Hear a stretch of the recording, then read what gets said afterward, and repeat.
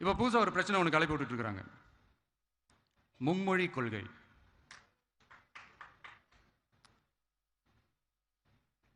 அதாவது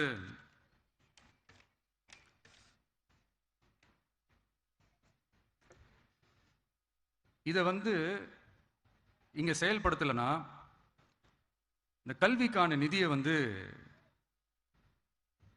நம்மளுடைய மாநில அரசுக்கு கொடுக்க மாட்டாங்களாம். இந்த எல்கேஜி யூகேஜி பசங்க சண்டை போட்டுப்பாங்க தெரியுமா? அந்த மாதிரி கொடுக்க வேண்டியது அவங்களோட கடமை, இங்க இவங்க வாங்க வேண்டியது இவங்களுடைய உரிமை. ஆனா இவங்க ரெண்டு பேரும் இங்க எவ்வளவு சீரியஸா ஒரு பிரச்சனை ஓடிட்டு இருக்கு. இவங்க ரெண்டு பேரும் அதாங்க நம்ம பாசிசமும் நம்ம பாயாசமும், அதான் நம்ம அரசியல் இனிமையும் கொள்கை இனிமையும். ரெண்டு பேரும் என்ன பண்றாங்கன்னா, ரெண்டு பேரும் பேசி வச்சுக்கிட்டு இந்த செட்டிங்லாம் பண்ணி வச்சுக்கிட்டு மாத்தி மாத்தி சோசியல் மீடியாவில் ஹேஷ்டாக் போட்டு விளையாட்டுருக்குறாங்க. இங்க என்ன நடந்துகிட்டு இருக்கு? அதாவது இவங்க ரெண்டு பேரும் அடிச்சுக்கிற மாதிரி அடிச்சுப்பாங்களாம். அதை நாங்க நம்பணுமா? மக்கள் நம்பணுமா? What bro, it's very wrong bro.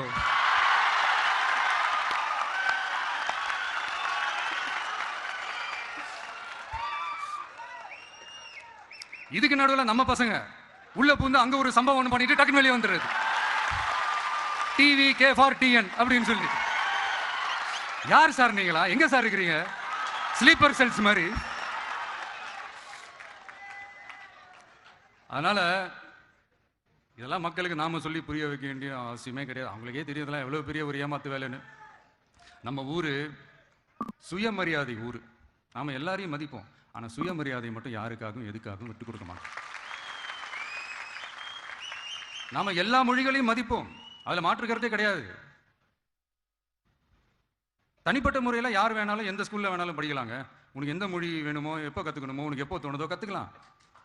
அதெல்லாம் அவங்கவுங்கள ஒரு தனிப்பட்ட ஒரு உரிமை. ஆனா கூட்டாட்சி தத்துவத்தை மீறி மாநில தன்னாட்சி உரிமைக்கு எதிராக ஒரு மாநில அரசின் மொழி கொள்கையை, கல்வி கொள்கையை கேள்விக்குறியாக்கி வேறு ஒரு மொழியை வலுக்கட்டாயமாக திணிச்சா, அதுவும் அரசியல் ரீதியாக திணிச்சா எப்படி ப்ரோ?